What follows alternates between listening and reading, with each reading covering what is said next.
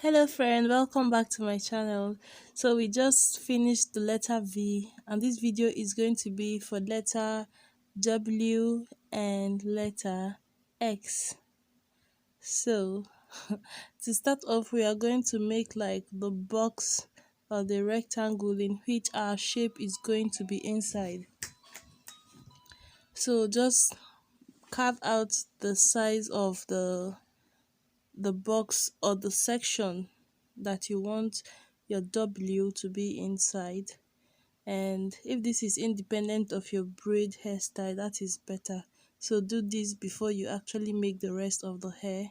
So once you have it sectioned off, you are going to share it into two equal parts, just like this.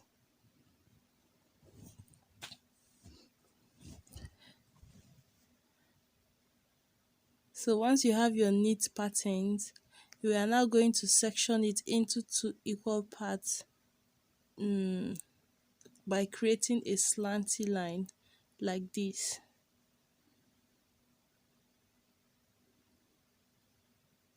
Okay, now because we want our W to kind of have a wider mouth and not straight like an M, after you have shared it into two, you are going to create a little slant upwards and add only to the top section of the W, then you slant that line back to meet the previous line you created.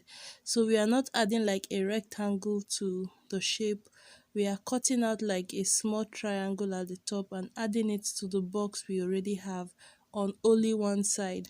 This is just to help widen the mouth of the letter W so that it cannot be confused with letter M. You know, M is kind of straight, definitely, but a W has like a little bit wider opening. So I just turned my mannequin upside down.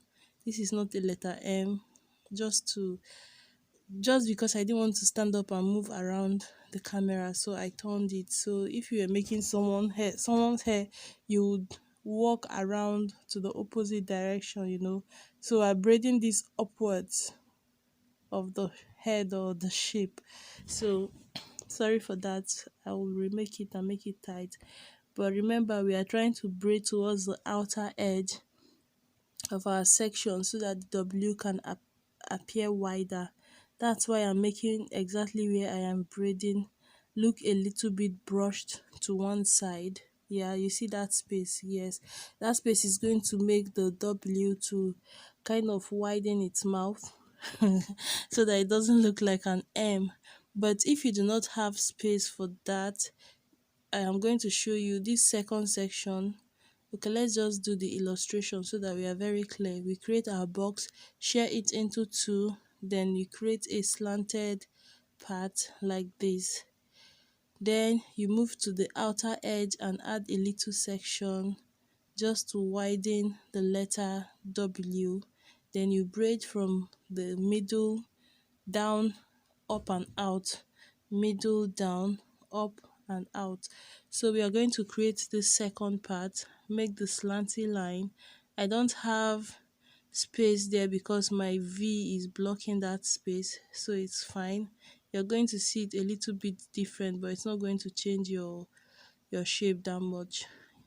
So because I didn't want that line of demarcation showing, I just wanted like this black piece of hair to block that line off so that it's not going to look like two V's. So it's going to form like a continuity between the half of the W and the second half. I hope you get what I mean. If you don't add it up, you might have something that look like two separate V's. Okay, so when you braid down, while braiding upwards, even if you didn't create that extra angle at the top, just move your braids towards the outer section of this place just to try to widen the mouth of the letter W a little. It doesn't have to be something dramatic. And then for the tail of the braid, you can choose to braid it, no, to use like needle and thread and sew the tail back on the W, or You can leave it dangling. If it's a hairstyle, you can just add beads to that side, then it's fine.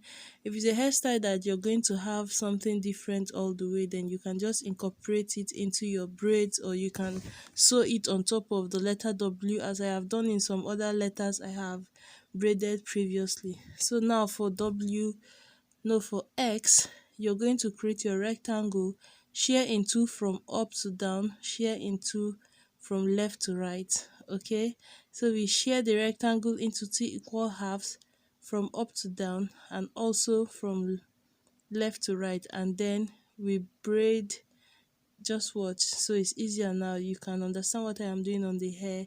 I just clean out the box to make sure it is like the sections are cleaned, and then I am going to share from up to down and from left to right.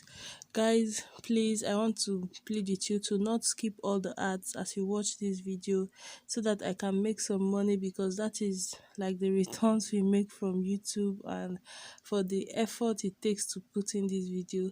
Please leave a thumbs up if you like anything at all in this tutorial. I have braided the alphabet from A and we are almost done. This is X, so I just have Y and Z left, and I have started the numbers, and I already have number 0, 1, 2, 3, and I'm going to complete it. So please don't skip the ads, leave a thumbs up, share with your friend and family, anybody who has a name or who any of these letters mean something to. You can just share it to them, so that, because it's fun. Yeah, it's fun. So now I have sectioned up and down, left and right. I am going to braid from the top left to the lower right, just like this. So from the top left section, the quarter part up there, I will now carve my hand into the bottom right. Just braid a little bit over that intersection until you get into the lower half, then you braid it downwards. Okay, you can decide to braid this like completely slanty. It's still going to look like an X, so that it will look like a bad sign, like the symbol of like a cancelled symbol. Or you can choose to make it slant like the way I did mine. Mine is kind of curvy. If you want it to be like a big bad X, you just braid from the pointed end at the top right hand to the pointed end of the bottom left, like straight. But I didn't want it straight. I wanted it to be like a different font of letter X to look fine. If you want to braid like a cancelled sign, like a big X, bad type of X, then you can make it straight.